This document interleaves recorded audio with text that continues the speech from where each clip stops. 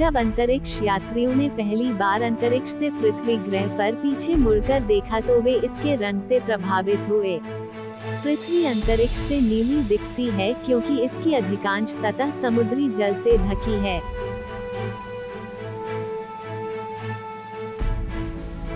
महासागर न केवल ग्रह के अधिकांश क्षेत्र को कवर करते हैं, बल्कि पृथ्वी पर लगभग सभी पानी को भी समाहित करते हैं। समुद्री जल 361 मिलियन वर्ग किलोमीटर में फैला हुआ है, जो विश्व की सतह के 71% हिस्से का प्रतिनिधित्व करता है। पानी की कुल मात्रा 1.37 हजार मिलियन क्यूबिक किलोमीटर है।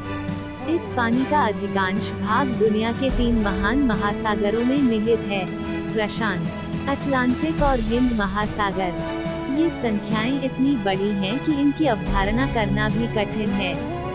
इस संख्या को देखने का एक तरीका यह है कि एक गोले को पृथ्वी के आकार का माना जाए जो पूरी तरह से पानी से ढका हो। तब समुद्र का पानी इस तरह के गोले को लगभग 2700 मीटर की एक समान गहराई तक कवर करेगा। पानी की यह मात्रा ग्रह पर पानी की कुल मात्रा का लगभग 93% प्रतिनिधित्व करती है।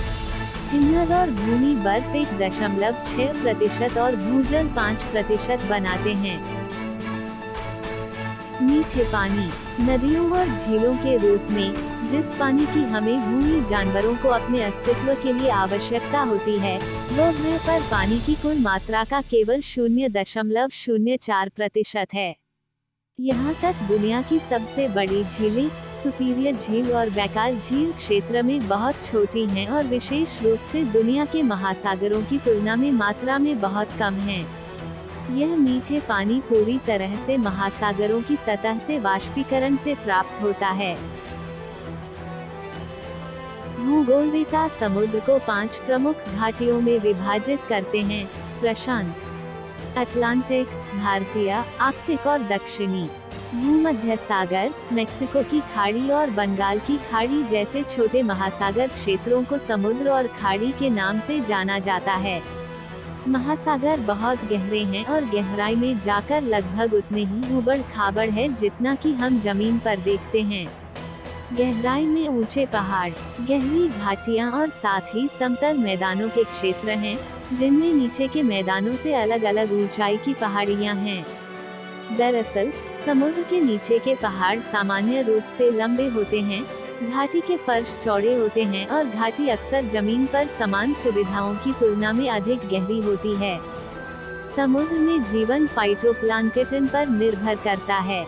ये सूक्ष्म जीव ज्यादातर सतह पर तैरते हैं और प्रकाश संश्लेषण के माध्यम से दुनिया के लगभग आधे ऑक्सीजन का उत्पादन करते हैं।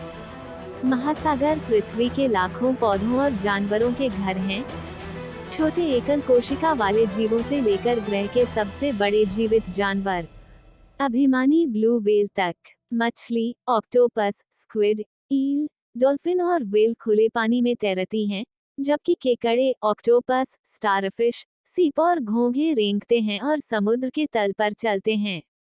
समुद्र और उसके निवासियों के बारे में नियमित खोज के बावजूद बहुत कुछ अज्ञात है। समुद्र का 80% से अधिक हिस्सा बिना नक्शा और बिना खोजा गया है, जो इस सवाल को खुला छोड़ देता है कि अभी तक कितनी प्रजातियों की खोज की जानी बाकी है।